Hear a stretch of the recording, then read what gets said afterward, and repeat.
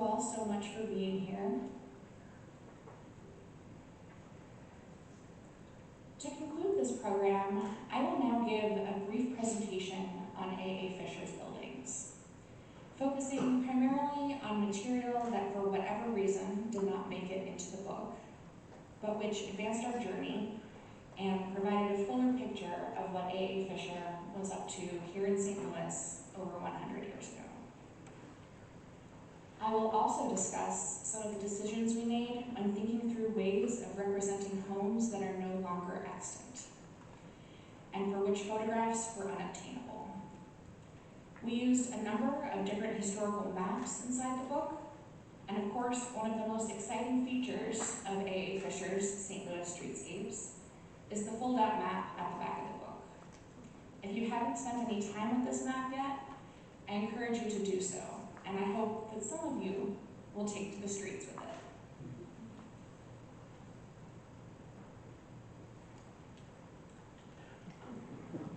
I'd like to begin with one of my favorite Fischer homes.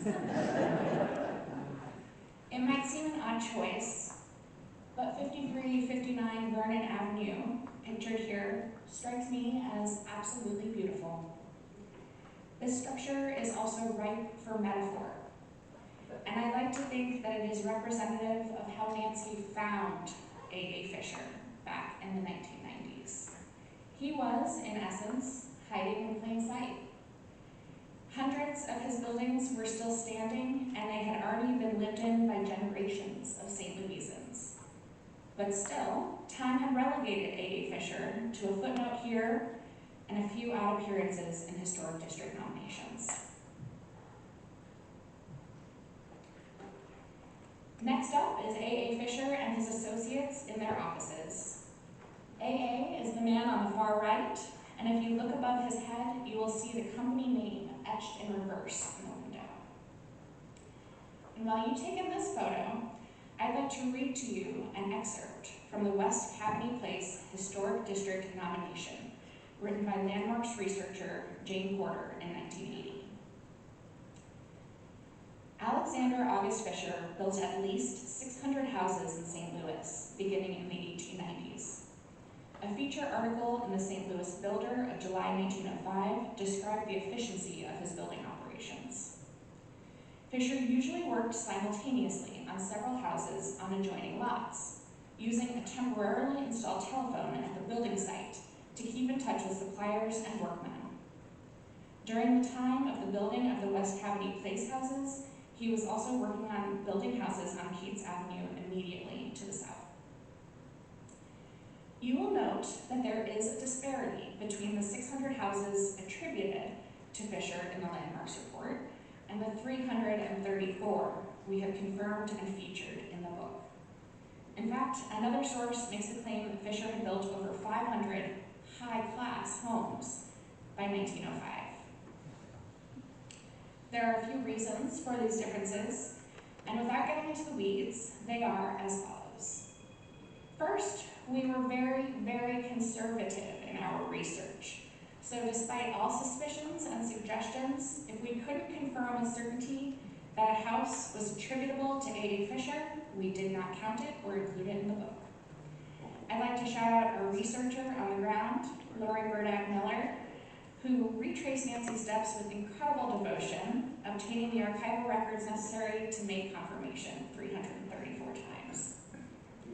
The second reason for potentially undercounting Fischer houses is that he engaged in many partnerships throughout his career, and it's likely that some of the houses he built have been attributed to other builders and or workmen, depending on who went to City Hall to file the building permit. The third and least concrete reason for the disparity is strictly suspicion, but Nancy and I both wonder, respectfully, if Fischer may have been rounding up in his count. That said, we certainly do not want to shortchange the man. So now I will get down into the weeds, and I'll start us off with some facts. Alexander August Fischer, known professionally as A.A., was born in 1866 and died in 1936. He was active as a builder from at least 1894 through at least 1929, And as I stated before, he built at least 334 structures. Pictured here is a sketch drawn by young Alex, as well as a photo of the young Fischer family. Alex with his wife Frances and son Roland.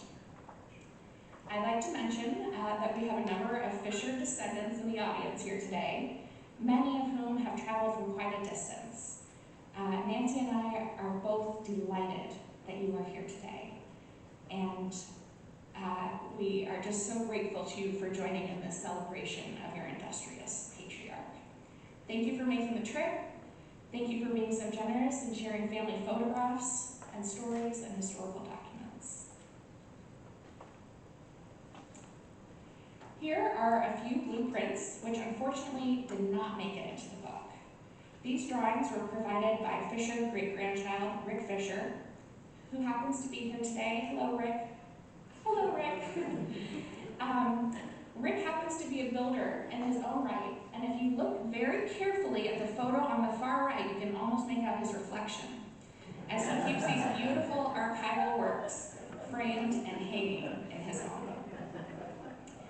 Though we were unable to use the blueprints as you see them here in the book, we did end up making use of the first sketch in a sort of unconventional way. And I give you our ghost homes concept.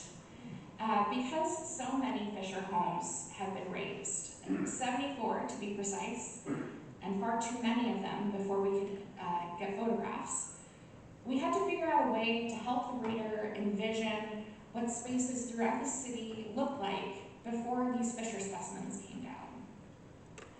Ultimately, we landed on this concept of ghost homes, which serve as plausible representations of Fischer homes.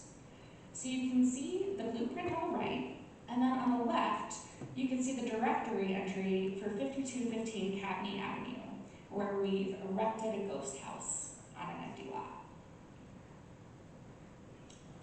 And here are a few more examples of ghost homes. For this middle example, I pulled a couple of photographs of confirmed Fischer homes that are very similar to the ghost homes so that you can see how we converted known aesthetic details into plausible ones.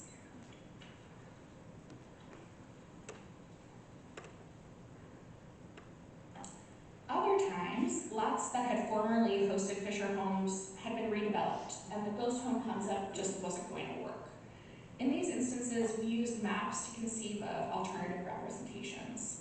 Here, for 5244 Cagney Avenue, our very talented and detail-oriented graphic design team, Mary Haskin and Carolyn Fink, merged two different historical maps, a 1903 street map of St. Louis and city atlases, or base maps, from the 1940s, in an effort to visually situate the houses on the block and the block in the neighborhood. Here's a better look at that 1903 street map from St. Louis. Isn't it stunning? It's also packed with incredibly useful information, and we thank the David Rumsey Map Collection at Stanford for use of this map. Another type of map we used were Sanborn fire insurance maps. The 1909 edition was most useful for our purposes, but we made use of many of the Sanborn maps made available digitally through the Library of Congress.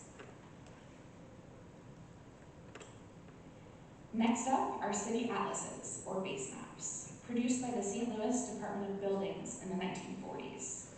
Like the Sanborn maps, these maps are extremely detailed and provide house numbers along with the outlines of individual structures. We're going to switch gears now a little bit and check out the very first Fischer streetscape. Here it is on Vernon Avenue, pictured in 1905 and in 2022.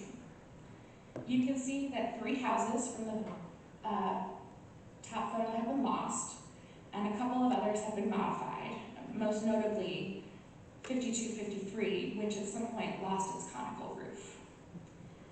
Take a good look at its neighbor next door at 5249 before we move on to the next slide.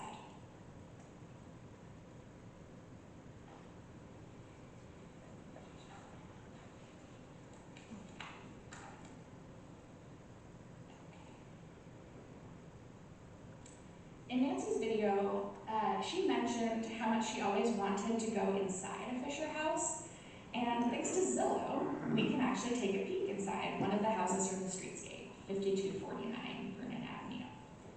As of Sunday night, this 5-bedroom, 2-bathroom quasi-castle was listed for $115,000.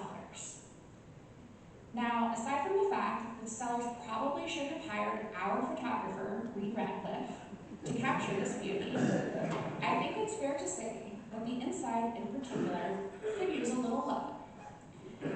But look at the millwork on the stairs and around the windows, and check out the fireplace. While I can't say with any certainty that these are original Fischer features, if I was a betting woman, I would bet that they are. And while we're on the subject of details, over which I can only speculate, I want to draw your attention to the exquisite millwork inside another Fischer home. This home is also interesting because of the house numbers that you see over the door. This particular style of house number is another detail I wish we had been able to learn more about. If you take a look at the photo in the upper right, you will see clearly the house numbers from the inside. And if you look at the larger photo on the left, you might be able to make them out over the door. I'll show you some better photos on the next slide. Fischer's penchant for this particular style of house number is evidenced on many homes he built across the city. But what we have not been able to determine is whether these house numbers were also used by other builders in St. Louis. We know with certainty that during the period Fischer was active, builders were copying one another and quite simply building more of what was selling. So if anyone in the audience knows anything about these house numbers, we're going to have a Q&A in a few minutes, and I would love to hear from you.